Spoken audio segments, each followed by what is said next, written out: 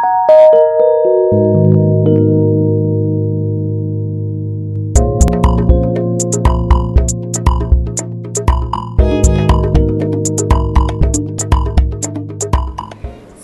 good evening, buenas tardes, and congratulations for the success of your novel. Thank you.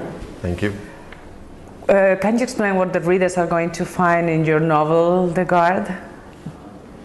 I think each reader will find something different. I've left lots of space in my book for the reader to enter the story with his own life and experience.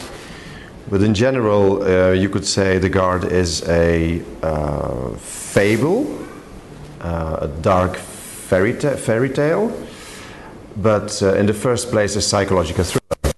It's about two people in a confined space, and well, there's lots of tension and suspense about what is going to happen next. What did motivate you to write such a story? Did you see a lot of news on TV that impressed you? There's many things. It's hard to tell after all those years, because the book was first published in 2009, and I started writing, I don't know, I think in 2006 or 7. So there's many years have gone by, but it's clearly a book that is set in the decade of the war on terror. You know, I think the previous decade, the post 9/11 decade, was a war on terror decade, and somehow that got into my novel. I can remember there was one specific thing in the very beginning of the writing. It was something I saw on television, and it was about two American prisoners who had been in a small cell together for about 30 years. And the camera crew followed the release of one of them. One of them was set free. And that was a very traumatic experience for both of them, because they kind of belonged together. You know, they were no lovers or anything. But if you spend so much time so close with another person, you have a relationship with him. And that's something that comes back into my story. There's two guards, and they are depending on each other. They are in a situation where they don't know what's happening outside of the building that they guard. And they have to watch each other's back. So they live in the building, they live in the basement, they sleep there. So they are a long time together, and they have to rely on each other. And that's where it becomes interesting, because they are very different. You have Harry, who is a kind of American type of person. He's straightforward, he knows what he wants, he does not doubt. Michel, the other one, is more of a European type. He doubts, he asks questions. Am I doing this right? Am I doing this wrong? And if you put two of those characters together in a room, there's drama. So I wanted to write this book with as little material as possible. Make it as suspense as I could, just by putting two people in a room. Talking about such limited surroundings, you choose very, very disturbing small details. Can you talk to us about this? Well, it's very interesting that you talk about those details, because we have these two guards in a situation where actually nothing happens. So if something happens, it becomes very big for them. It's like very important and threatening. So at a certain point in the book, there is a fly that is in the basement, and you know, they are having discussions, should we shoot this fly or not? You know, it's really absurd.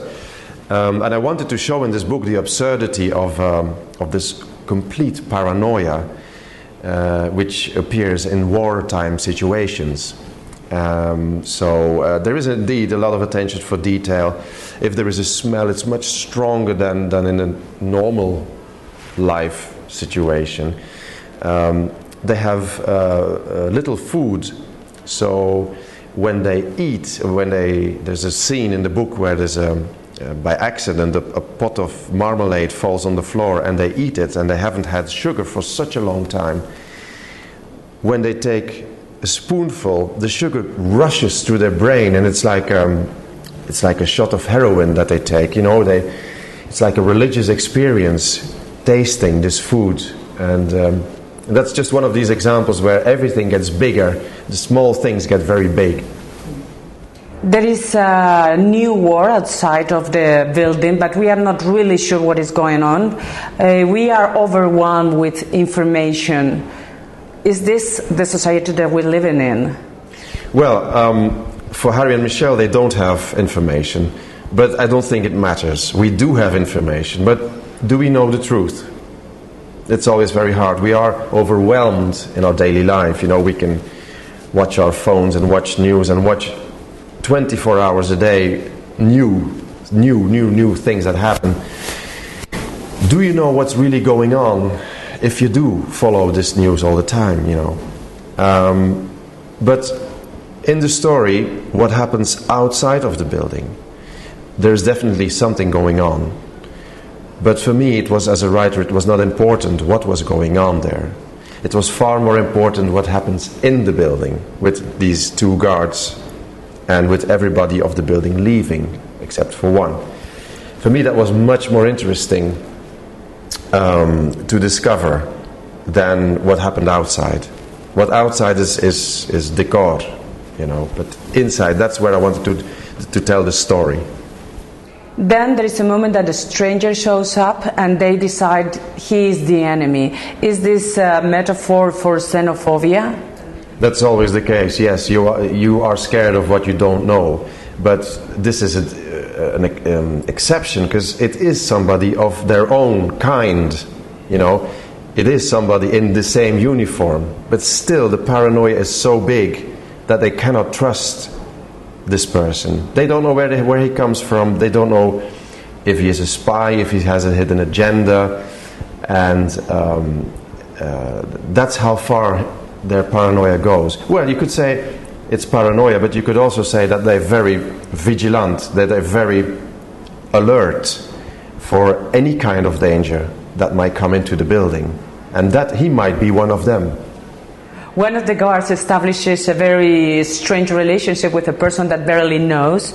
Are we so pathetically lonely? I don't know. I cannot answer that question. I don't know. I know Michel has a soft spot for Claudia. I guess I wanted to show that there was a life before everybody left the building, and I wanted to show how exclusive this building was. You know, because there's 40 floors, and every floor is very big, and has a private 5-star hotel service with the personnel living in an apartment behind the big apartment. So I wanted to show that there's people living there, you know, and they interact, and when that falls away, when everybody's leaving, of course Michelle misses Claudia, misses her food that she brings downstairs for the guards to eat. So he's always imagining about Claudia, that she's still there. He misses her. These professionals are committed to the organization, but they look more like servants. Do corporations rule the world? You could give it that interpretation. As I just said about, I leave some space for readers to bring their own views and experience in life. That might be one of yours, that you read the story like that we become very small and big corporations. That's one of them. For me, I see in what they do as a kind of ambition to get higher in life. So they show themselves very obedient to the organization, and they hope by their obedience to be rewarded and to become an elite guard. For me, it's more like that. And of course, they are guards, but in fact, they are prisoners. Some compared your writing to Kafka. It reminds me of The Road of Cormac McCarthy. Do you have any particular work in your mind when you start writing The Guard? No, not really, but of course all that you read in your life and all that's good and you remember or makes an impression on you or makes you think somehow stays in you and is an influence in your work, of course. But there wasn't one specific book, and I have been compared to Kafka a lot, and Dino Buzzati, and of course I like to read their work. They're very good writers, so you cannot be unhappy if somebody says that, you know, it resembles. But I think in all modesty, I have developed my own voice, and it is in the same category of literature, but I think you know, I've got my own voice.